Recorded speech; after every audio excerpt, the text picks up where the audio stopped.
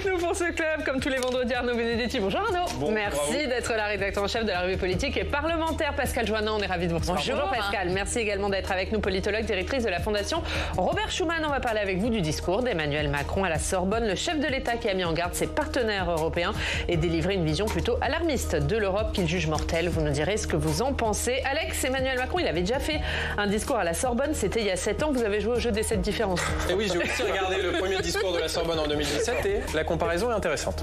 On voit ça tout de suite dans le club d'avant. On regarde l'actualité dans nos régions.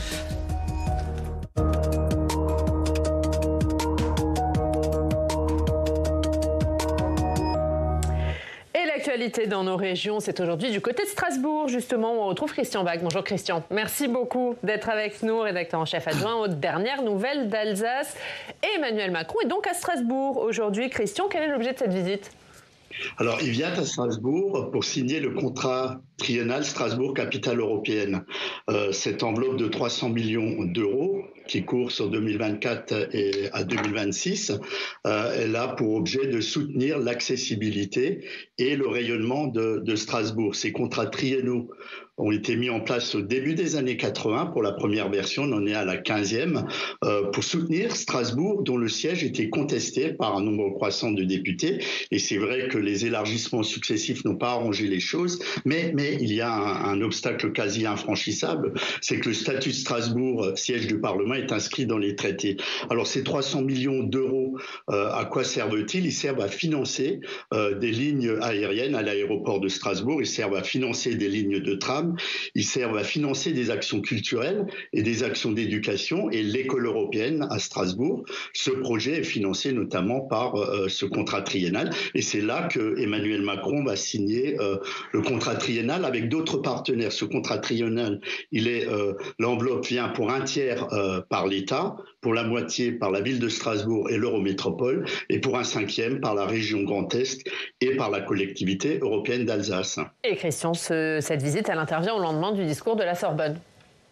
Oui, alors Strasbourg a vu se succéder cette semaine 4 meetings et non des moindres parce que c'est la dernière session des députés européens et que c'est l'occasion de rassembler large et de se mettre au cœur de la campagne. Strasbourg est un peu le centre de gravité de la campagne pendant quelques jours et c'est au lendemain du discours de la Sorbonne que Emmanuel Macron vient à Strasbourg pour délivrer un message aux jeunes aussi puisqu'il va rencontrer un panel de jeunes qui ont été invités par le groupe de presse EBRA qui va rencontrer en fin de matinée et il va certainement être beaucoup question d'un des thèmes évoqués qui n'était pas le thème principal hier mais Erasmus et l'approfondissement des programmes en faveur des jeunes.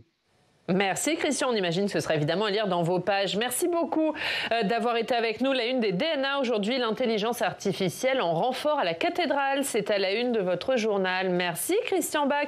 On va revenir sur ce discours. Avant de parler du fond du discours, Pascal et Arnaud, peut-être un mot sur la forme. Près de 2 heures de discours avec des propos souvent quand même assez techniques, assez pointus sur l'Europe. Est-ce que c'était vraiment le meilleur moyen d'intéresser les Français à l'Europe ?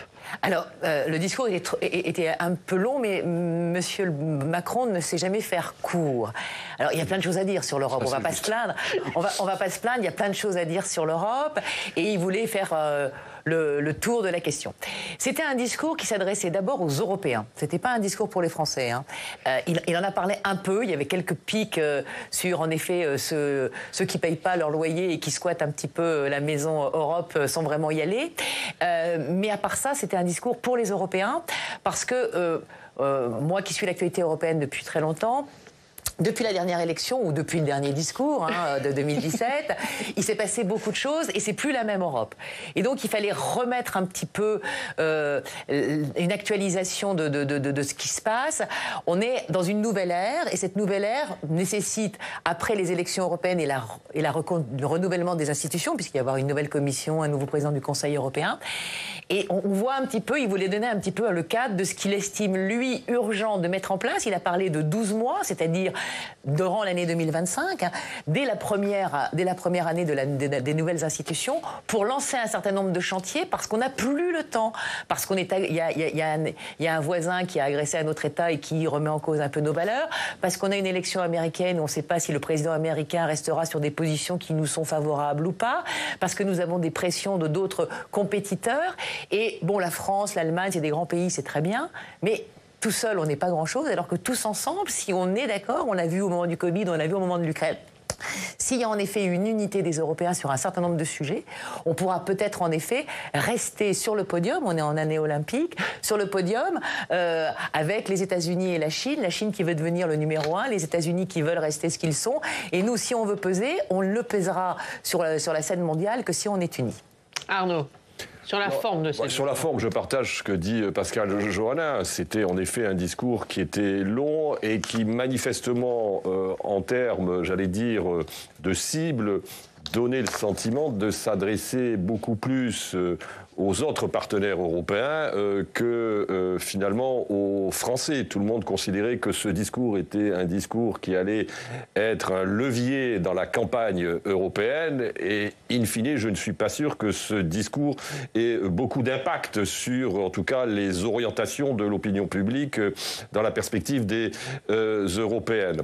Ensuite, si vous voulez, c'est un discours qui était une sorte de grand exposé des motifs de la philosophie générale d'Emmanuel Macron sur l'Europe et que l'on connaît de toute façon clairement. Emmanuel Macron est un Européen convaincu, mais il a dit quelque chose qui est passé un peu inaperçu, mais qui à mon sens est extrêmement important.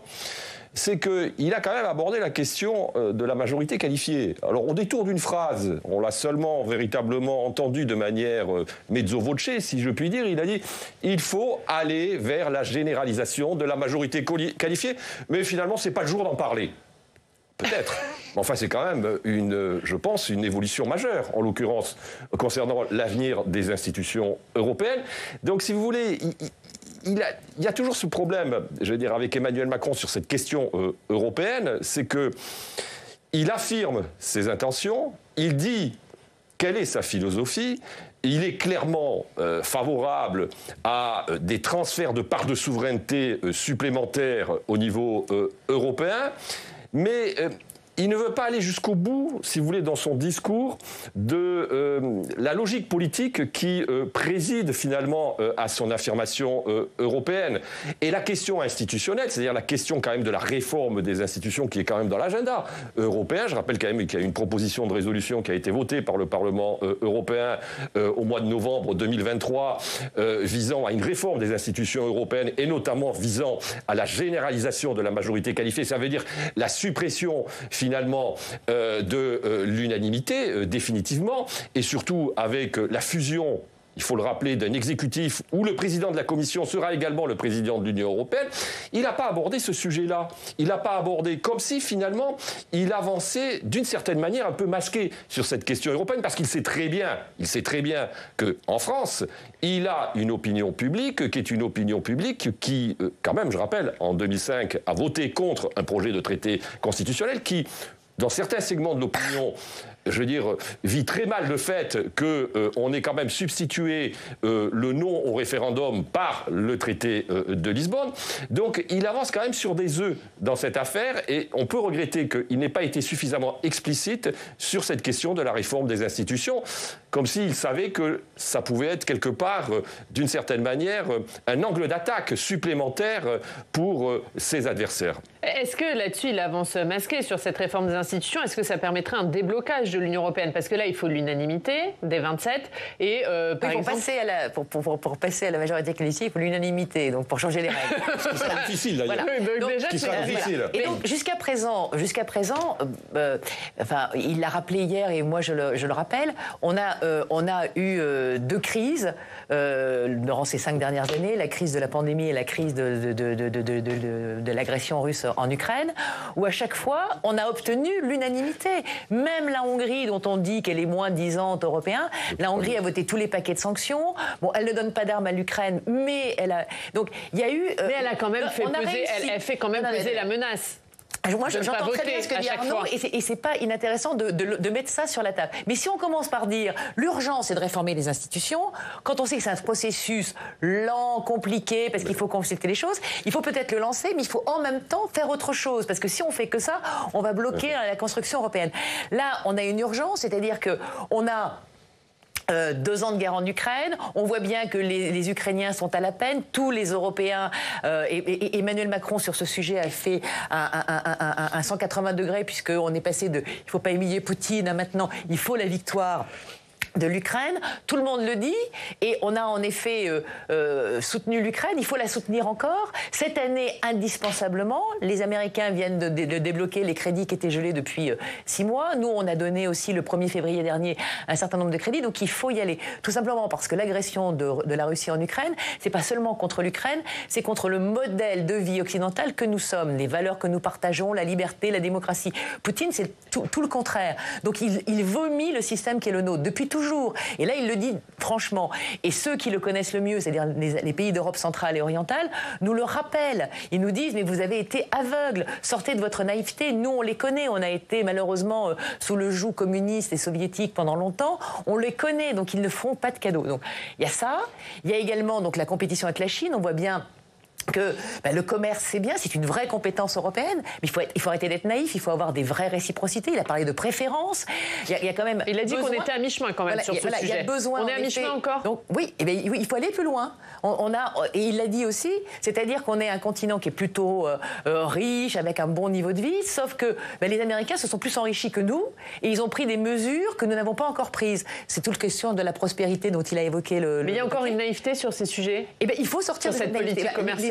Les Allemands plus de protectionnisme. Le chancelier allemand est allé en Chine l'autre jour, tout seul, essayant de défendre les intérêts du Made in Germany, avec un succès qui ne me paraît pas être en effet formidable. Il y serait allé au niveau de l'Union européenne, tous ensemble, on aurait dit, voilà, les 27, nous on veut ci, ça, avec les Italiens, tout le monde, on aurait fait un marché qui aurait été beaucoup plus rentable. Et puis on a les Américains avec cette épée de Damoclès sur l'élection de novembre, qui va la remporter, et on sait qu'un des candidats qui éventuellement pourrait arriver au pouvoir montre des signes où en effet l'Europe c'est pas sa priorité, il estime qu'il a beaucoup soutenu, mais enfin bon, c'est plus ses intérêts, on le sait. Et donc, à ce moment-là, il ne faut pas qu'on attende le 21 janvier 2025, date de l'entrée en fonction du président américain, pour découvrir qu'en effet, il nous laissera tomber. Un mot sur une phrase quand même, qui est une phrase assez marquante de ce discours. L'Europe est mortelle, elle peut mourir. Comment vous comprenez cette phrase? C'est quoi? C'est un appel au sursaut? Pourquoi ce ton si alarmiste, Arnaud? C'est une volonté aussi, là pour le coup, je pense, de dramatiser dans un contexte qui est quand même un contexte électoral. Je ne sais pas si l'Europe est mortelle. L'Europe a traversé des crises depuis des siècles, et depuis des décennies nombreuses. Ce qui est en effet aujourd'hui en difficulté, c'est la construction européenne telle qu'elle s'est bâtie depuis maintenant un certain nombre d'années, puisque, en fait, ce que dit Emmanuel Macron, d'une certaine manière, il l'a déjà dit sur le plan national, mais il le dit aussi sur le plan européen, c'est qu'il existe à l'intérieur de l'Europe des forces politiques qui souhaitent, en tout cas, remettre en question la construction européenne. Alors, elle est mortelle à la fois, peut-être, dans sa construction du point de vue intérieur, en raison, justement, de la pression de ces forces politiques. On sait très bien que les listes populistes en Europe, je crois, dans 9 pays européens, sont en tête dans les sondages, dont la France, quand même, ce qui n'est pas neutre. Et elle est évidemment aussi menacée par une situation géopolitique qui est complexe, avec en effet, Pascal l'a rappelé, l'agression russe en Ukraine, avec les incertitudes qui pèsent quand même sur le résultat des élections américaines, où on ne sait pas ce qui va se passer au mois de novembre prochain. Bien que je ne pense pas que la priorité quand même des Américains, quelle que soit l'administration américaine, soit forcément le renforcement de l'Europe. Il ne faut pas non plus être naïf. En l'occurrence, ce n'est pas forcément leur intérêt non plus. Donc, la construction... Je crois que, si vous voulez, la dramatisation excessive n'est pas, je pense, le meilleur vecteur pour, en tout cas, mobiliser forcément les opinions publiques dans un sursaut. Moi, ce que je suis frappé, c'est-à-dire que je ne comprends pas le sens de ce discours hier. C'est-à-dire, d'abord, la fenêtre d'opportunité du discours. je pense qu'il n'y a rien de nouveau sous le soleil par rapport à ce qu'il a dit finalement par rapport à 2017. On connaît encore une fois le projet européen d'Emmanuel Macron.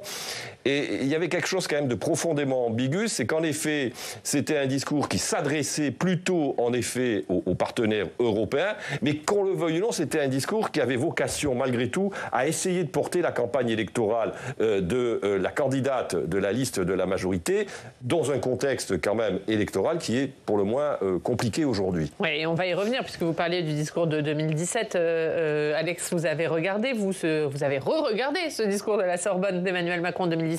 Vous l'avez comparé avec le discours d'hier. Est-ce que sa vision de l'Europe a changé en 7 ans? Alors, sur le fond, sur la construction, non, mais sur le ton, elle a changé. Par exemple, sur la défense européenne, avec forcément la guerre en Ukraine, eh bien, le discours d'Emmanuel Macron contenait plus de gravité. Hier et en 2017, quand même, le président de la République parlait déjà de cette Europe de la défense qu'il souhaitait. On va l'écouter.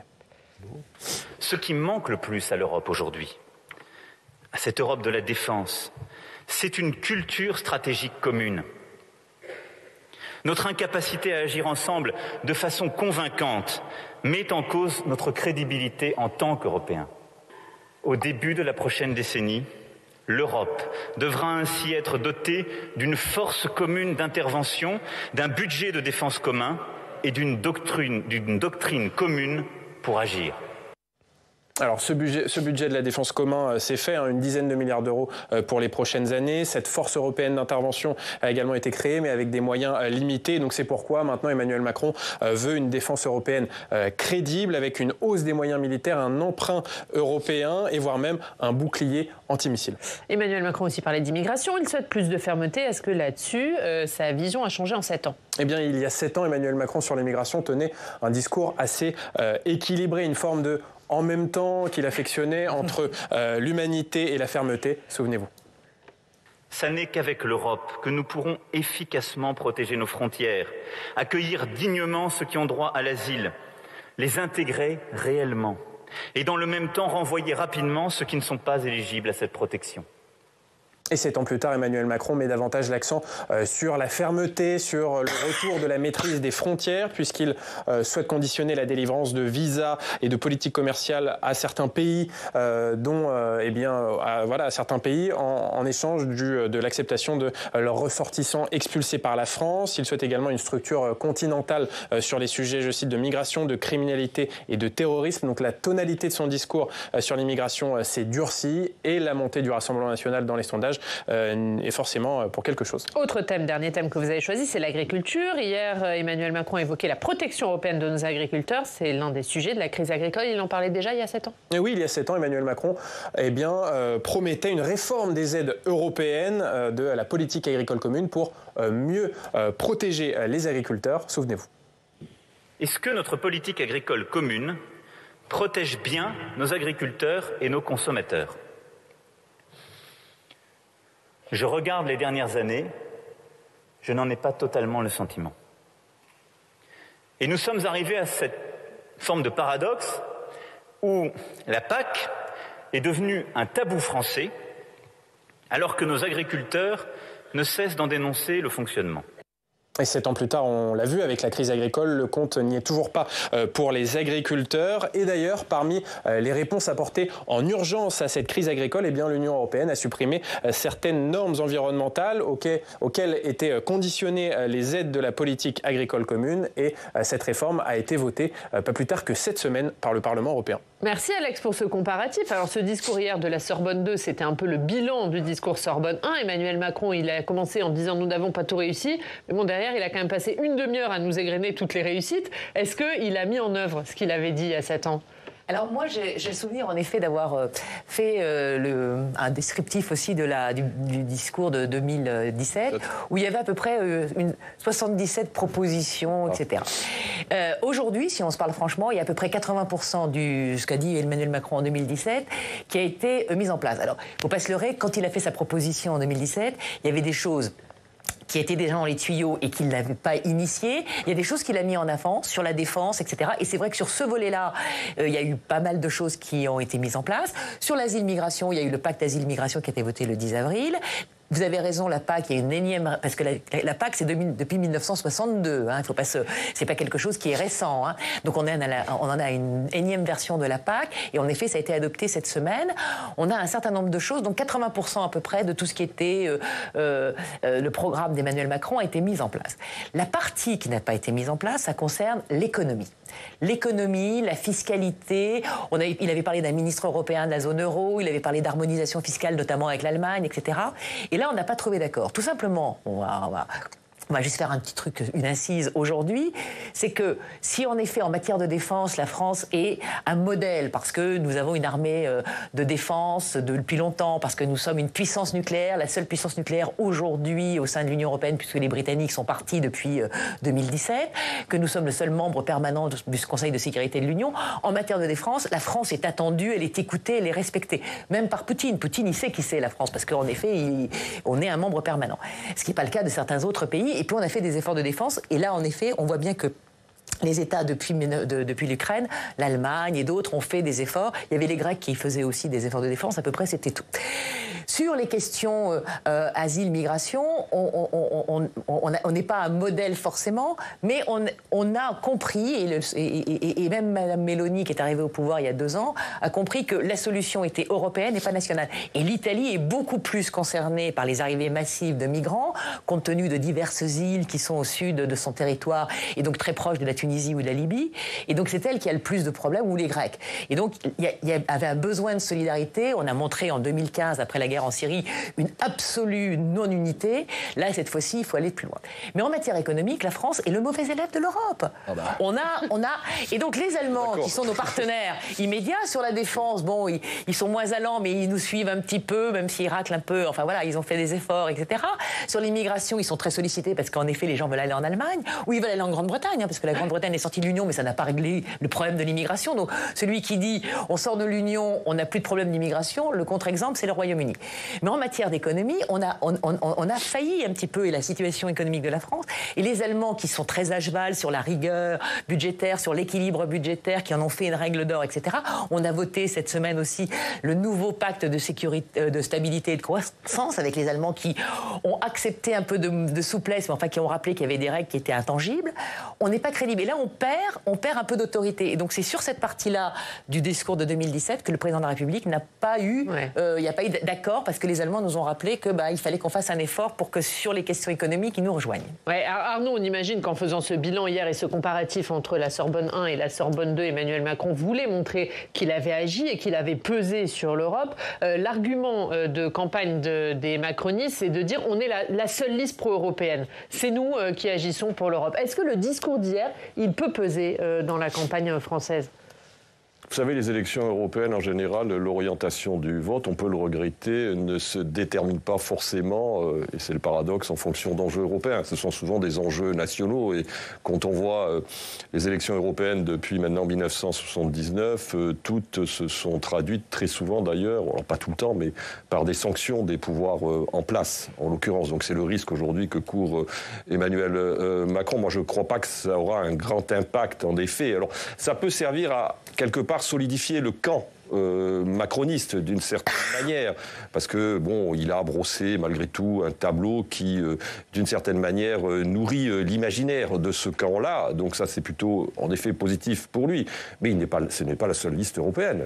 Monsieur Glucksmann est pour le coup c'est ce que disent les macronistes, hein. C'est leur argument de campagne. Dans une logique politique, une logique institutionnelle qui n'est pas forcément très éloignée, en tout cas aux yeux des électeurs, de celle de Monsieur Macron. Et je crois qu'aujourd'hui, en effet, pour rentrer alors là dans le coup, dans cette bataille européenne sur le plan électoral que nous sommes en train de vivre, il y a vraisemblablement la volonté du côté du camp macroniste aujourd'hui d'éviter une avarie sur la gauche, en rappelant justement ce bilan et en essayant de dresser une perspective, parce que bon, au vu des sondages, manifestement, la liste de M. Glucksmann pourrait éventuellement venir tutoyer la liste de Mme Hayet. Donc, je crois que ça c'est un sujet pour Emmanuel Macron, parce que en effet, le 9 juin peut s'avérer compliqué au soir des résultats.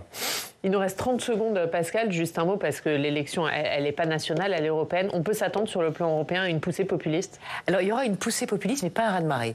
Ce qui va se passer en France avec cet écart entre les deux principales forces politiques, on va dire, hein, ne se reproduit pas ailleurs. L'AfD baisse en Allemagne. Et en Allemagne, c'est la CDU qui va gagner. Donc, on a, à la fin des 27, on va avoir en effet très probablement une poussée, mais il y a deux camps. Vous avez deux partis. Vous avez le groupe ID où siège Mme Le Pen, enfin, siège M. Bardella, et l'AfD, qui sont plutôt pro-Poutine, et puis vous avez Mme Meloni, les Polonais, les Suédois, etc., qui sont plutôt pro-Ukraine. Et donc ils ne formeront pas un groupe. Donc comme ils ne formeront pas un groupe, ils ne seront pas en état de peser, et on risque d'avoir à la fin des fins une situation politique qui verra encore le centre-droit du PPE, les SED, donc sociodémocrates, peut-être les libéraux et les Verts, en tout cas ces trois partis, pouvoir faire une coalition, parce que il faut toujours se souvenir qu'au Parlement européen, c'est pas un scrutin majoritaire, c'est un scrutin proportionnel, donc c'est cette coalition-là qui est aujourd'hui majoritaire, puisqu'en effet les deux groupes ne vont pas s'entendre puisqu'ils ont beaucoup de différences et que Mme Meloni et Mme Le Pen se disent des noms d'oiseaux à hauteur de foi qu'elles sont. Avec un point quand même important, le PPE n'est plus aussi homogène qu'il ne le fut par le passé. Et qui n'est plus aussi important. Et qui n'est plus aussi important, voilà. Mais ils seront arrivés encore en tête et donc voilà. Mais les deux ne suffiront pas, il faudra qu'ils cherchent un troisième partenaire et ça sera probablement les libéraux ou d'autres, mais ça sera certainement pas le groupe des populistes parce que les populistes sont divisés. Voilà, c'est pas une force unique. On suivra évidemment cette campagne, on aura l'occasion d'en parler. Vous reviendrez évidemment nous en parler. On termine par notre reportage du vendredi. Dans 3 mois, jour pour jour, débuteront les JO de Paris. À cette occasion, Pierre de Coubertin, considéré comme le père de l'olympisme, fait son entrée au musée Grévin. Célébré à travers le monde, le baron français est aussi un personnage controversé pour ses positions racistes à l'occasion des JO de Paris. Ses descendants veulent corriger cette image négative. Fabien Recker nous emmène dans les ateliers du musée Grévin. Pour réaliser la statue de Pierre de Coubertin, le sculpteur Klaus Welt a dû faire appel à son imagination. Comme c'est un personnage historique, il n'y a pas beaucoup de photos. Il faut quand même arriver à une ressemblance par rapport à la photo qui est la plus connue, qui était une photo de face. Mais pour construire un visage, ça ne suffit pas d'avoir une photo de face. Il faut avoir des photos de profil, de 3/4, pour pouvoir construire la profondeur du visage. Déjà, il y a beaucoup de zones grises où on voit pas, c'est pas très bien défini, donc on devine, on ne fait que deviner. Patiemment reconstitué par le sculpteur, le baron français va faire son entrée au musée Grévin à l'occasion des Jeux Olympiques de Paris, la ville qu'il a vu naître en 1863. Vous avez ici le moule du visage du baron de Coubertin. Donc ce moule a été réalisé sur le modelage en plastiline qu'a réalisé donc le sculpteur Klaus Welt. Un moule dans lequel sera coulé de la cire avant que les coloristes et les perruquiers ne prennent le relais. Sous l'œil attentif des descendants du baron, regroupés en associations familiales, ils défendent l'héritage de l'inventeur des jeux modernes, dont la première édition à Athènes, en 1896, avait réuni 300 athlètes. L'héritage de Pierre de Coubertin aujourd'hui, c'est l'effort, l'effort, donc la récompense de l'effort, le développement de soi, l'ouverture d'esprit. Mais en France, Pierre de Coubertin reste une personnalité controversée pour ses prises de position racistes et misogynes, des positions largement répandues à son époque, plaide son descendant, qui tente de défendre un autre message. On comprend tout à fait qu'il n'a pas toujours dit des bonnes choses, on comprend et on accepte, de toute façon on n'a pas le choix, c'est l'histoire, elle est comme ça, mais on aimerait, nous, à travers notre action, le faire découvrir autrement. Qu'est-ce qui reste de lui aujourd'hui ? Ce sont les Jeux Olympiques. Et que sont les Jeux Olympiques ?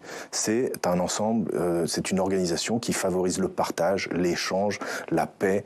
Largement ignoré par l'organisation de Paris 2024, Pierre de Coubertin fera néanmoins l'objet d'un concert hommage à la Sorbonne pour célébrer le 130e anniversaire du Comité international olympique. Et voilà pour ce reportage où on va parler des Jeux Olympiques. C'est dans la revue de presse. Tout de suite avec vous, Alex.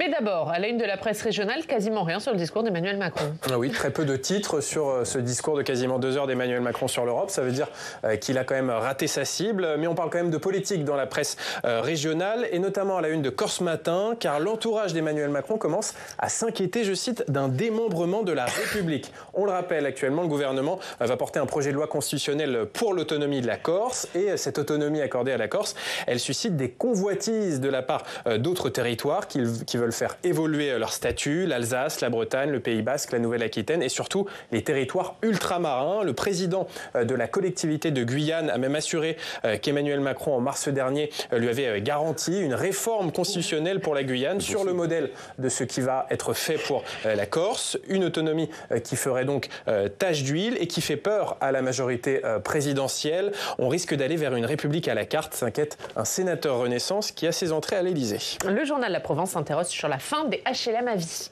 Et oui, le gouvernement souhaite renforcer les contrôles sur les locataires du parc social afin de mettre fin au bail de ceux dont les revenus seraient trop élevés. Une mesure du projet de loi logement qui va être présentée fin mai et qui a fait réagir notamment la Confédération nationale du logement. Elle estime, je cite, que c'est une atteinte au principe généraliste du logement social. Plutôt que de produire du logement social, le gouvernement préfère déloger les habitants les moins précaires. Fin de citation. On le rappelle, actuellement, il y a 5,2 millions de logements sociaux en France et 1,8 million de ménages candidats ne sont pas encore servis. On finit par les Jeux Olympiques, mais pas ceux de Paris, les Jeux d'hiver.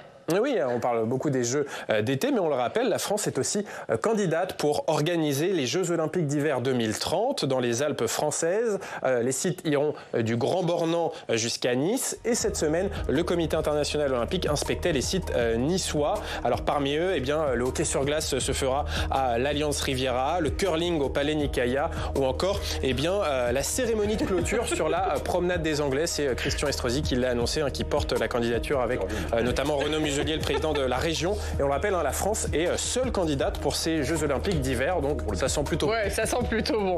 Merci Alex, merci Pascal. Arnaud, beaucoup de nouveautés. La nouvelle une de la revue politique et parlementaire, l'information en temps de guerre, et votre livre qui est sorti hier, Aux portes du pouvoir, RN, l'inéluctable victoire. Avec un point d'interrogation. Avec un point d'interrogation. Voilà. Et on aura l'occasion évidemment d'en parler beaucoup plus longuement. Il y a le rapport Schuman 2024 qui est sorti également avant-hier. Et voilà. Voilà, tout le monde son actualité. Merci beaucoup. Merci à tous de nous avoir suivis. Très bon week-end, à lundi.